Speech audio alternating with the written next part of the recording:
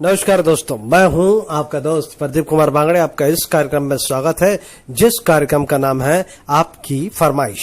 दोस्तों, आपकी फरमाइश में आज मैं आपको बताऊंगा कि प्राकृतिक चिकित्सा क्या होती है। दोस्तों, अगर आप मेरे चैनल को पहली बार देख रहे हैं तो आपसे अनुरोध है कि आप इसे लाइक करें। वीडियो के नीचे रेड कलर का बटन है, उसे दबा के सब्सक्राइब करें। बाजू में एक बेल है, उसे भी दबाएं ताकि मैं जो भी वीडियो डालूं वो सबसे पहले आप तक पहुंचे। तो चलिए दोस्तों, वीडियो की शुरुआत करते हैं। प्राकृतिक चिकित्सा एक स्वस्थ जीवन जीने की एक कला और विज्ञान है।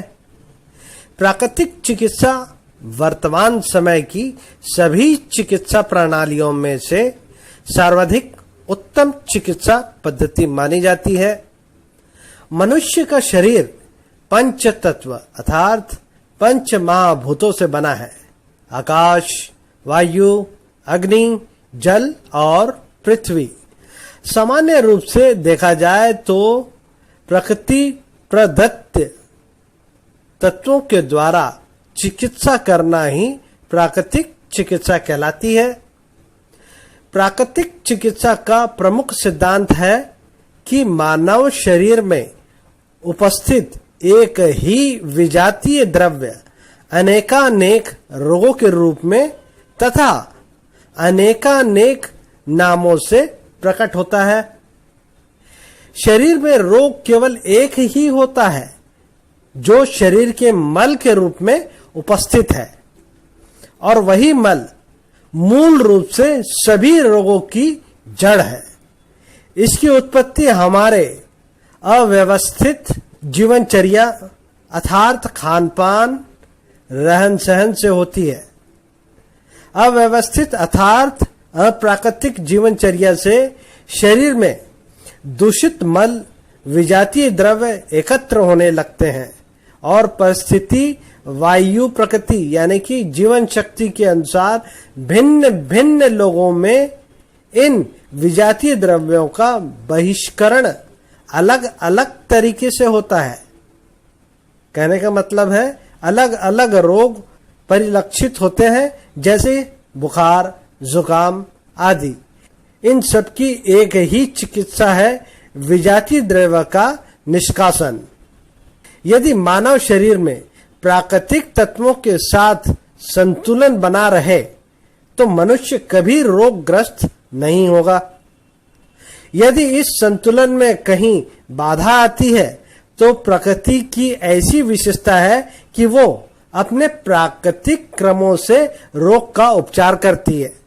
प्राकृतिक चिकित्सा भारत में प्राचीन काल से ही तीर्थ स्थानों पर घूमना, नदी तट पर आश्रम में रहना, उपवास रखना, सादा भोजन करना, पेड़ पौधों की पूजा करना, सूर्य, अग्नि तथा जल की पूजा करना आदि कर्म के अंग माने जाते रहे हैं। यदि किसी प्राकृतिक नियमों को तोड़ने के कारण कोई मनुष्य किसी कारणवश अस्वस्थ हो जाता तो उसे उपवास तथा अन्य प्राकृतिक साधनों का प्रयोग करके स्वस्थ किया जाता था। पंचतत्व चिकित्सा। पंचतत्व चिकित्सा के अंतर्गत मिट्टी, वायु, जल आदि का प्रयोग किया जाता है।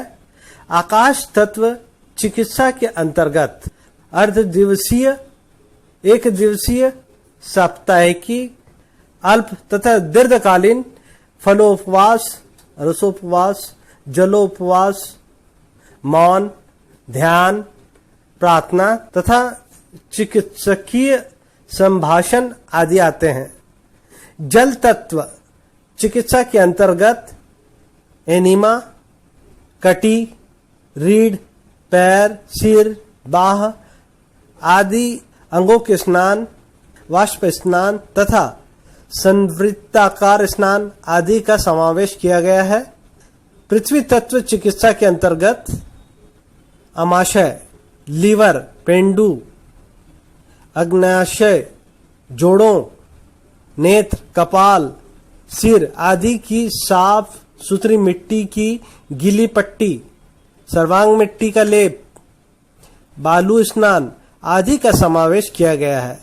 अग्नि तत्व के अंतर्गत सूर्य चिकित्सा तथा रंगीन रश्मि चिकित्सा आदि वह वायु चिकित्सा के अंतर्गत बाह्य वायु स्नान, दीर्घ श्वसन तथा भांति भांति के प्राणायाम और आहार चिकित्सा के अंतर्गत शोधक, संपर्क तथा पोषण आहार का प्रयोग किया जाता है।